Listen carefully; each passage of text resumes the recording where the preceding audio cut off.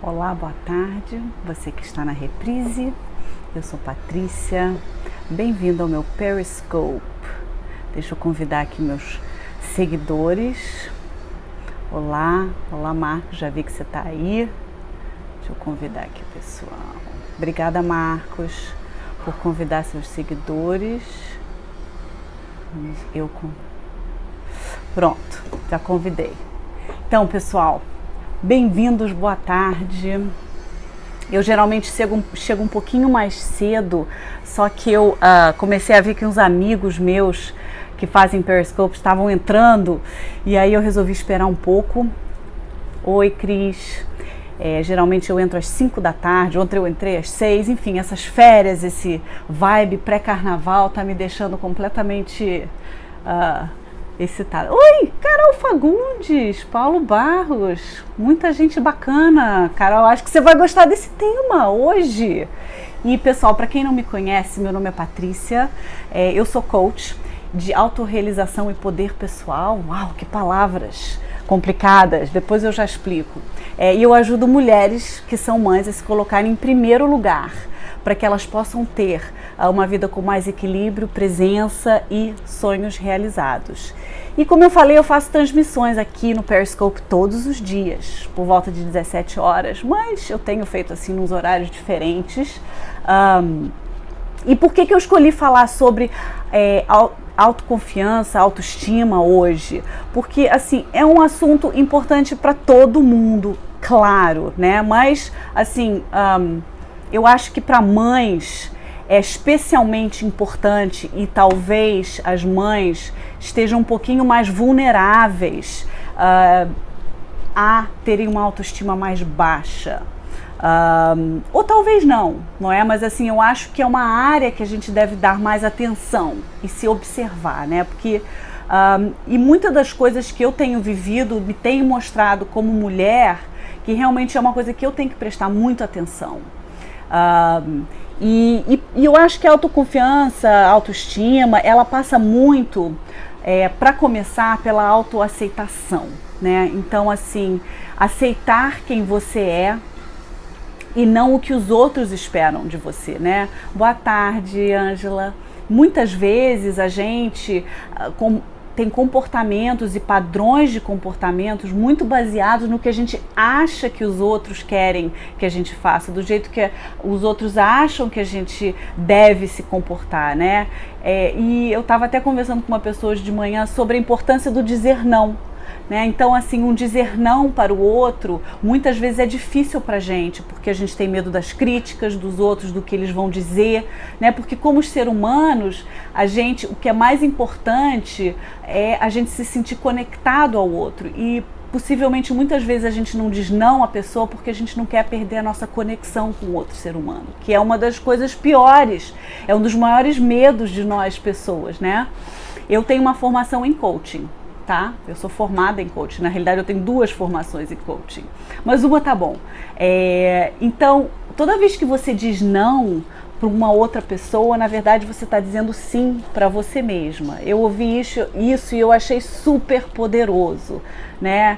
E não é só os nãos, a gente não tem que só refletir sobre os nãos. Quando você está dizendo sim, o seu sim, ele está vindo de uma obrigação ou de uma inspiração, né? E isso aí eu acho muito importante a gente se observar, né? Eu estou dizendo sim para minha filha, eu estou dizendo sim para o meu marido, sim para o meu trabalho, para o meu colega de trabalho, e isso aí tá vindo de quê? De um senso de obrigação que eu tenho, ou de que realmente eu estou aceitando? É uma coisa que me inspira. Então eu queria realmente convidar vocês a começarem a observar mais os seus sims e verbalizarem mais os seus nãos, tá? E assim, outro aspecto muito bacana de autoestima que eu queria conversar tem a ver com um dizer que eu amo, que eu falo muito para as pessoas, sim, e sem culpa. Isso aí, Cris, sem culpa. Que é o seguinte, que é da Eleanor Roosevelt, que era mulher do presidente americano, que ela falou o seguinte: ninguém pode fazer você se sentir inferior sem o seu consentimento.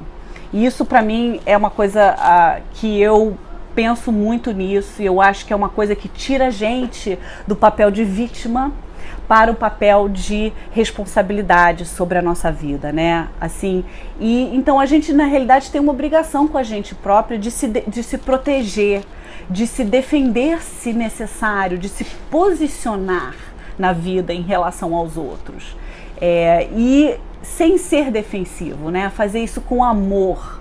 E isso aí realmente tira a gente daquele papel de vítima para o papel de protagonista, né? Eu vou repetir porque vale a pena. Olha só, gente, ninguém pode fazer você se sentir inferior sem o seu consentimento. Então, do momento que a gente se sente mal com uma pessoa, quando ela faz a gente se sentir mal, e se a gente está disposto a ser responsável, ser o autor da nossa vida, a gente está dando permissão.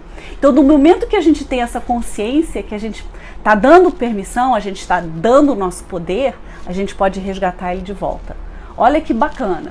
Se a gente não tem consciência, é muito mais difícil, né? Óbvio. Mas se a gente começa a olhar desse jeito, aí a gente começa a ter poder.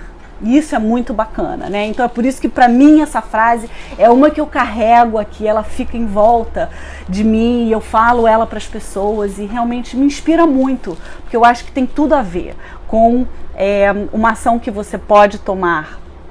Trabalhoso, mas é o caminho. Pois é, minha querida Márcia, mas assim, esse trabalho todo de autodesenvolvimento é talvez o trabalho mais difícil que a gente possa fazer na nossa vida como ser humanos, mas ele também é o mais importante. Eu sei que você sabe disso porque eu assisto os seus scopes, né?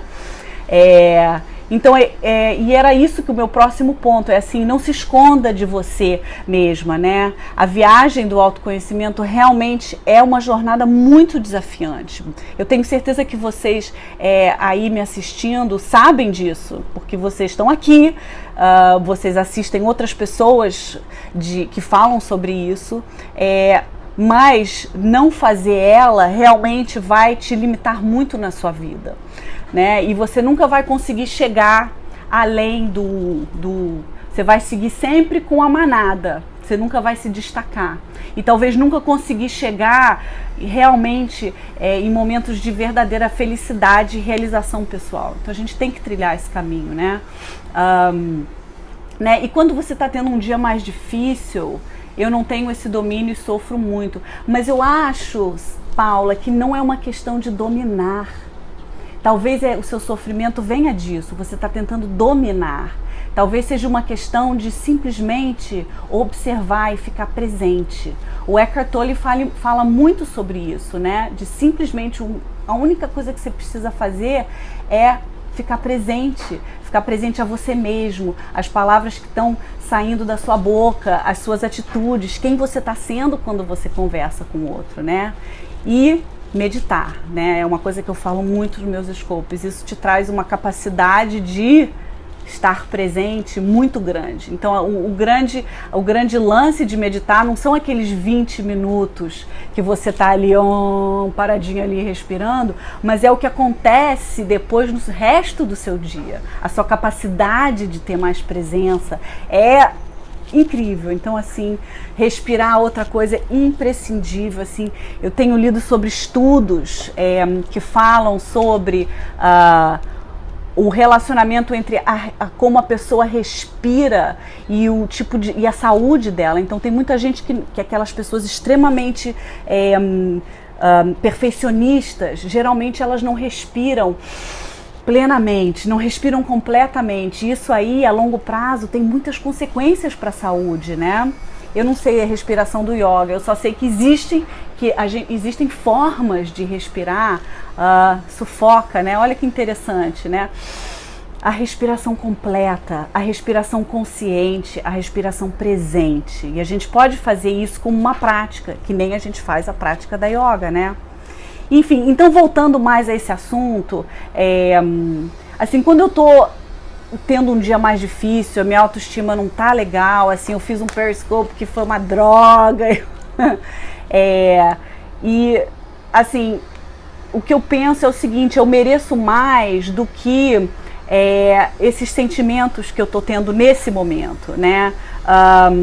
E eu não sou esses sentimentos. Eu não sou os meus sentimentos de baixa autoestima. Eu sou mais do que isso, né?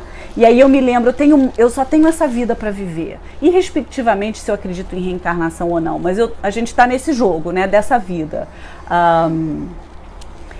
E cada dia é sagrado, né? Então eu não vou querer gastar o meu tempo. Essa pessoa aqui... Mais um russo aqui. Eu não vou querer gastar o meu tempo me sentindo embaixo comigo mesma, né? Então, assim, é um trabalho muito de conversar comigo mesmo, tipo um auto-coaching, fazer coaching comigo mesmo, né? Assim, e a gente consegue viver. A gente consegue sobreviver com aquele desconforto que vem de desagradar o outro, né? Quando você diz não. Muitas vezes aquele medo, né, que a gente tem do julgamento dos outros, da crítica alheia, né? E se a gente pratica fazer isso como um músculo, eu te indico uma psicóloga não, mas eu posso te indicar uma coach, que sou eu. Se você quiser falar comigo, Paula, escreve para mim patinoperiscope@gmail.com, tá? Aí a gente conversa um pouco mais, tá bom? Então eu estava falando de praticar o músculo de dizer não, ou praticar o músculo de sair da sua caixa de conforto, né, daquele seu lugar de conforto e dizer não para os outros. No começo é muito difícil, no começo de repente a gente fala aquele não, não quero, aquele não assim meio inseguro, mas aí a gente vai praticando e a gente vai vendo que bacana, eu consegui fazer isso, eu consegui dizer, eu vou atrofiar esse... Pois é, a gente começa a dizer não e os outros... E aí o que começa a acontecer? Os outros começam a se relacionar com a gente de uma forma diferente, né? Porque assim, os outros, eles estão acostumados a lidar com a gente, se relacionar com a gente até o limite que a gente dá para eles. E se a gente começa a aumentar esse limite, os outros vão começar a sentir, epa, com essa pessoa eu não posso mais falar isso, porque eu sempre quero ser melhor. Cara, tá tudo perfeito do jeito que é e tudo bem, e você pode querer ser mais feliz e ter mais abundância e ter mais coisas, né? Não tipo uma obrigação, mas tipo uma coisa legal que eu quero pra mim e pra minha vida, né? Eu acho que tem uma diferença entre essas duas coisas. Drica, você também está nesse momento de resgatar a sua autoestima. Eu acho que a autoestima é uma coisa que a gente tem que estar constantemente observando, aprimorando, olhando, entendeu? Assim, e eu acho que por isso que a gente tem que sempre estar praticando a presença, né? Outra coisa que eu acho que a gente tem que começar a quem se preocupa com reputação sofre muito, demasiado, com certeza. Isso tem a ver uma coisa que eu vou falar, que é a preocupação do que os outros pensam, né? Eu me comparar com os outros, né? A comparação é uma coisa muito tóxica, né? Quanto tempo você passa se comparando com os outros, né? É uma coisa bem nociva para sua autoestima, né? Em vez de focar em se comparar aos outros, e eu faço isso também, tá? Poxa, aquela pessoa tem aquilo, eu não tenho, aquela pessoa, aquele coach tem muito mais sucesso que eu, mas eu vejo como isso não me serve, e isso é nocivo. E aí eu me paro, eu disse, espera aí. E aí, assim, eu tento focar mais em mim. Quais são os meus objetivos? Quais são os meus sonhos? Para onde é que eu quero ir?